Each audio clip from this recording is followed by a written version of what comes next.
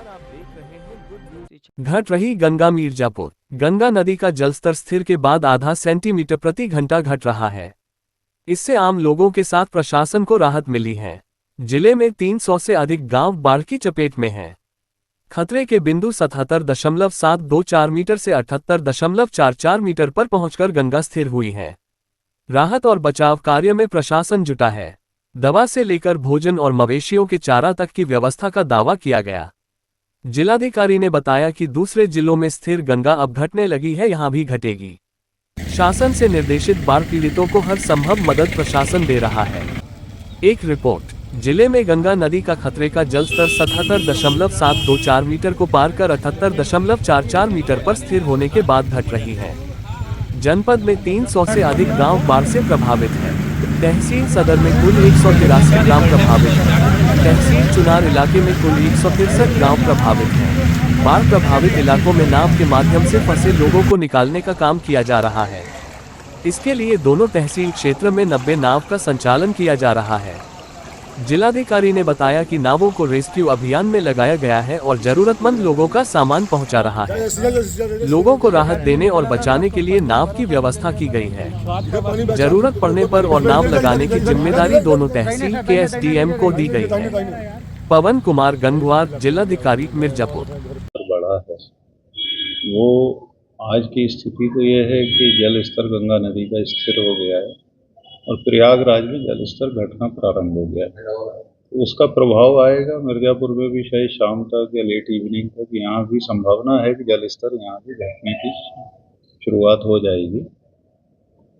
तो आज का जो स्थिति है, जो गांव हमारे प्रभावित हैं, जिसमें आबादी और बेसिकली जहाँ पर लोग रह रहे हैं, तो ऐसे 51 गांव हैं जिनकी आबादी के कुछ आंशिक आबादी में जिसमें जल पानी आया है, जो किनारे के घर हैं। और टोटल तो वैसे जिनका कृषि केवल है ऐसे गांव हैं जिनके 252 गांव हैं जहां आबादी प्रभावित नहीं है लेकिन खेतों में पानी है। तो इन सब की परिस्थिति को देखते हुए सभी क्रॉप का सर्वे ऑलरेडी पहले से किया हुआ है। वो डेटा है हमारे पास और जब बाढ़ खत्म होगी तो फसलों का जो मुआवजे की स्थिति होगी उसके हिसाब से उनका जिसकी क्षति होगी उनको मुआवजे का वितरण फसल का उसका आकलन करते हुए किया जाएगा। बाढ़ प्रभावित क्षेत्र में राहत सामग्री आपकी क्या है? दूसरी नाव को लेकर कई जगह ऐसी बातें आ रही है कि नाव उनको ऐसा विषय है कि बेसिकली अभी करीब 90 नावें हैं जो संचालित हो रही हैं और नाव का प्रमुख कार्य रेस्क्यू करना होता है। कहीं पर आवश्यक अगर खाद्य सामग्री है, कहीं पर उनको दवाइयाँ पहुंचाना है, या जो बाढ़ प्रबंधन से लगे हुए लोग हैं या पब्लिक को भी अगर किसी को रेस्क्यू करना है, उसको राहत शिविर में आना है या किसी जनता को कोई और अपरिहार्य आवश्यकता है, उस पर्पज से नावों का इस्तेमाल किया जाता है। नावें क्षेत्र में सभी जगह जो आवश्यकता अनुसार लगाई गई और आज इनको निर्देश भी दिया गया है कि यदि कहीं पर ऐसा समस्या आती है कि जहाँ और नावों की लगाने की आवश्यकता हो, वो ऑलरेडी एसडीएम्स को निर्देश दिए जा चुके हैं। कहीं पर नाव की वजह से कोई ऐसी दिक्कत नहीं होगी कि जहाँ जरूरी कार्य कोई बाधित हो। सबसे ज्यादा प्रभावित गांव कौन से हैं? क्योंकि 2 तहसील यहाँ पे है। बहुत सारा क्षेत्र है, सीखड़ क्षेत्र है, वहाँ के कुछ गांव प्रभावित हैं। इधर हरसिंहपुर है, मल्लेपुर है, ऐसे बहुत सारे गांव हैं 51 गांव में, जिसमें अलग अलग पॉकेट्स में हैं जहाँ पर लोग प्रभावित हुए। ऐसे तो विंध्याचल क्षेत्र में आप देखेंगे तो यहाँ भी अखौड़ी के कुछ 44-45 परिवार, अलग छोटा संख्या है। कोल समुदाय के लोग थे जो अंदर थे, इनको रेस्क्यू करके बाहर निकाला गया। तो ये पार्ट्स में है, ये कई जगह है, मतलब एक साथ सारे गांव नहीं है, अलग अलग जगह पर हैं उनका डिस्ट्रीब्यूशन। तो जहां जैसी समस्या है उसके हिसाब से प्रबंधन किया जाए। सर, अभी तक कितने लोगों को राहत कार्य पहुंचाया गया है? राहत कार्य जो अभी कार्य किया जा रहा है वो करीब 5000 से अधिक पैकेट हैं वो एक बार में, जो बेसिकली 90% तो जो राशन है जो रेगुलर उसका वितरण किया जा चुका है, जो अगस्त महीने का था।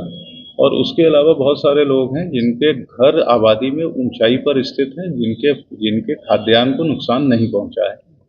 तो जैसे जैसी आवश्यकता है लोगों की वैसे पैकेट्स की तैयारी करके उनको वितरण किया जा रहा है कि जिससे किसी के सामने सर्वाइवल का कोई संकट ना हो। और जो जो उनकी क्षति है, क्षति का मुआवजा अलग से देंगे, लेकिन हम लोग ये सुनिश्चित करेंगे कि जिसको भी भोजन की आवश्यकता है, पके हुए भोजन की आवश्यकता है, ड्राई राशन की आवश्यकता है या दवाइयों की आवश्यकता है, पशुओं के चारे की आवश्यकता है, जिस चीज़ की जैसी भी आवश्यकता है वो पूर्णतः सुनिश्चित किया जाए। कितने हजार लोग अभी आप बता रहे 15,000 अफेक्टेड नहीं है, 15,000 लोग ऐसे हैं जिनके घर खेतों में पानी भर के जो टापू की तरह जिनके आबादी के पोर्शन रह गए हैं, ऐसे 15,000 लोग हैं। लेकिन जिनके घरों में पानी गया है, जो गरीब परिवार हैं जिनके पास मान लीजिए कि उनके घरों में पानी नहीं भी गया है और लेकिन उनके सामने भोजन की कोई समस्या ना पैदा हो, ऐसे परिवारों को 5,000 से अधिक परिवार हैं जिनको सुबह के नाश्ता, दोपहर का भोजन, रात का भोजन, ये सारी सुविधाएं दी जा रही हैं। और जो सक्षम परिवार हैं जिनके घर नहीं डूबे हैं, जो ऊपर हैं, उन सबको भी अगर संख्या में शामिल कर लिया जाए तो ऐसे 15,000 लोग हैं।